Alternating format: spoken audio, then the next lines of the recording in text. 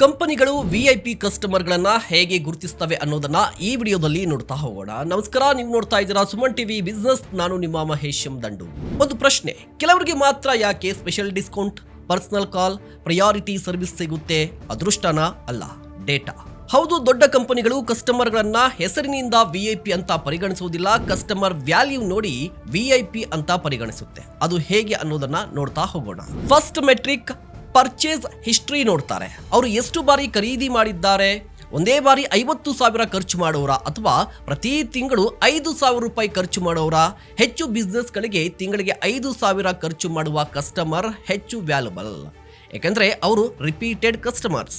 ಎರಡನೇ metric life time value. ಒಬ್ಬ customer ಇವತ್ತು ಎಷ್ಟು ಖರ್ಚು ಮಾಡಿದ್ರು ಅನ್ನೋದಲ್ಲ, ಮುಂದಿನ 5-6 ವರ್ಷಗಳಲ್ಲಿ ಎಷ್ಟು ಆದಾಯವನ್ನ ತಂದುಕೊಡಬಹುದು ಅನ್ನೋದನ್ನ ನೋಡ್ತಾರೆ. ಇದೇ ಕಸ್ಟಮರ್ ಲೈಫ್ ಟೈಮ್ ವ್ಯಾಲ್ಯೂ ಅಂತ ಕರೀತಾರೆ.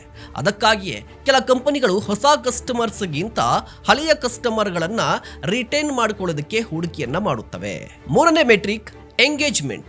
ಆಪ್ ಓಪನ್ ಮಾಡ್ತಾ ಇದ್ದಾರಾ, ಇಮೇಲ್ ರೀಡ್ ಮಾಡ್ತಾ ಇದ್ದಾರಾ, ರಿವ್ಯೂಸ್ ಕೊಡ್ತಾ ಇದ್ದಾರಾ, ಫ್ರೆಂಡ್ಸ್ಗೆ ರೆಕಮೆಂಡ್ ಮಾಡ್ತಾ ಇದ್ದಾರಾ? ಅಂದ್ರೆ ಹಣ ಮಾತ್ರ ಅಲ್ಲ, ಬ್ರ್ಯಾಂಡ್ ಜೊತೆಗೆ ಇರುವ ರಿಲೇಶನ್ಶಿಪ್ ಕೂಡ ಮುಖ್ಯ ಆಗುತ್ತೆ.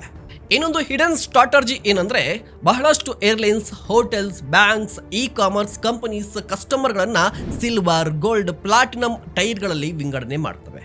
ಹೀಗೆ ಮಾಡಿದ್ರೆ ಪ್ರಿಯಾರಿಟಿ ಸಪೋರ್ಟ್ ಸಿಗುತ್ತೆ. ಏಕೆಂದ್ರೆ ಒಬ್ಬ ಲಾಯಲ್ ಕಸ್ಟಮರ್ ಅನ್ನ ಉಳಿಸಿಕೊಳ್ಳೋದು ಹೊಸ ಕಸ್ಟಮರ್ ಅನ್ನ ತರುವುದಕ್ಕಿಂತ ಅನೇಕ ಸಂದರ್ಭಗಳಲ್ಲಿ ಕಡಿಮೆ ವೆಚ್ಚ. ಅದಕ್ಕಾಗಿಯೇ ಕಂಪನಿಗಳು 80-20 ರೂಲ್ಸ್ ಫಾಲೋ ಮಾಡ್ತವೆ.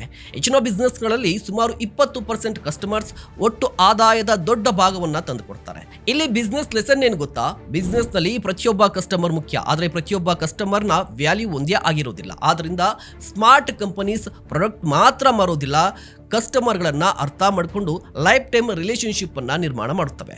ಸೊ ನಿಮ್ಮ ಅಭಿಪ್ರಾಯವೇನು? ದಯವಿಟ್ಟು ಕಮೆಂಟ್ ಮಾಡಿ. ಇಂತಹ ಮತ್ತಷ್ಟು ಕಂಟೆಂಟ್ಗಾಗಿ ನೋಡ್ತಾ ಇರಿ ಸುಮನ್ ಟಿವಿ ಬಿಸ್ನೆಸ್.